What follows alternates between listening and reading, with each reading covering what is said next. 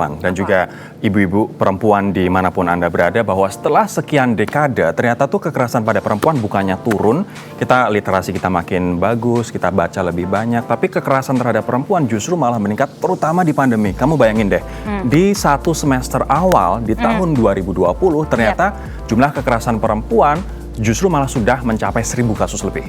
Oke, yang tadi kamu bilang ya naik hingga 63% dibanding tahun 2019. Betul. Itu bahaya banget ya. Mungkin karena perempuan juga ngerasa ketidakberdayaannya untuk melawan, Ron. Nah itu dia, Yes. Mereka kadang-kadang juga enggan lapor karena justru malah ketika mereka lapor polisi bukan mendapat solusi, malah mendapat pertanyaan yang seksis dan tidak etis. Betul, makanya hanya sedikit nih perempuan yang berani speak up, bahkan menyerukan haknya, bahkan juga melaporkan kasusnya ya. Jadi nggak cuma gemes aja kita sebagai perempuan, tapi kita juga harus encourage mereka, mendukung mereka untuk ngomong, untuk melaporkan kalau merasakan kekerasan, apapun itu kekerasannya. Tidak harus melulu fisik ya, Ror? Betul. Dan kita harus ingat bahwa kasus kekerasan pada perempuan bukan masalah pada perempuan aja, tapi ini adalah masalah kita semua, termasuk saya, laki-laki. Gitu. Nah kita pengen dengar nih kata inliners, selebriti-selebriti Indonesia terkait dengan fenomena maraknya kekerasan pada perempuan dalam segmen Kata Inliners. Inliners, ternyata kasus kekerasan terhadap perempuan masih terus terjadi.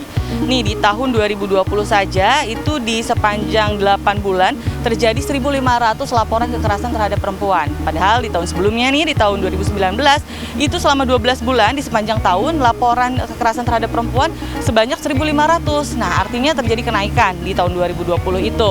Nah lalu apa sajakah pendapat dari para public figure terhadap kekerasan bagi para perempuan ini? Kekerasan terhadap perempuan pernah, kadang-kadang banyak terjadi, tapi banyak perempuan yang tidak berani untuk speak up, ya kan? Kita kan cuma bisa memberikan memberikan advice. Kita nggak bisa masuk intervensi terlalu dalam karena kan itu urusan suami istri kan, gitu. Jadi kalau ditanya pernah apa nggak melihat, pernah banget. Pasti ada ya, kayak teman-teman mungkin orang yang curhat pernah mengalami hal seperti itu ya. Memberi kekuatan, gimana caranya untuk melewati, mensupport seperti itu. Kalau misalkan melihat laki-laki berantem gitu dengan pacarnya, dengan ceweknya gitu ya, beberapa kali, kayak 2 kali sih. Kita kan nggak tahu kasusnya kenapa segala macam, pengen bantu takutnya dibilang pahlawan kesiangan gitu. Miris lah kalau kita sebagai perempuan, misalkan ada KDRT dan sebagainya kan itu kan tidak dibenarkan, dalam sisi agama pun tidak boleh.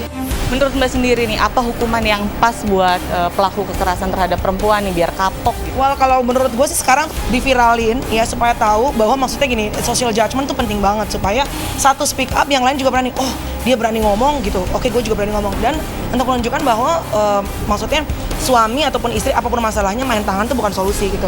Dan kalau memang secara hukum bisa ditindak, kalau memang udah parah banget ya harus secara hukum. Kalau hukuman aku juga nggak mau menjudge ya.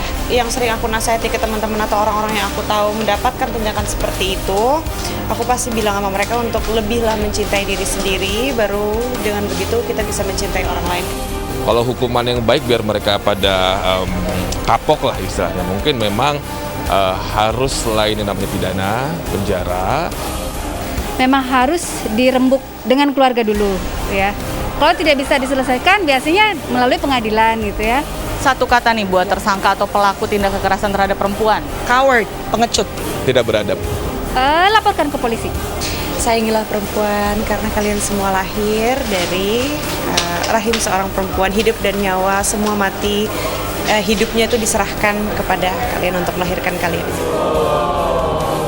Nah sebenarnya kekerasan ini tidak boleh dilakukan oleh siapapun ya, bukan hanya untuk perempuan aja atau kepada perempuan aja, tidak boleh dilakukan oleh siapapun. Karena siapapun yang menjadi korban itu pasti memiliki akhirnya efeknya ada di dirinya, baik di mental maupun fisiknya. Betul, mental, fisik dan juga psikis ini parah banget sehingga perempuan juga menjadi korban untuk depresi, stres, putus asa ketika dia mengalami kekerasan, misalnya dari suaminya begitu. Ini ada data menarik sih, aku mengutip dari sebuah penelitian Handalusia, Caikal dan Gerald di tahun 2018 mengatakan bahwa ketika perempuan jadi tulang punggung income keluarga satu-satunya.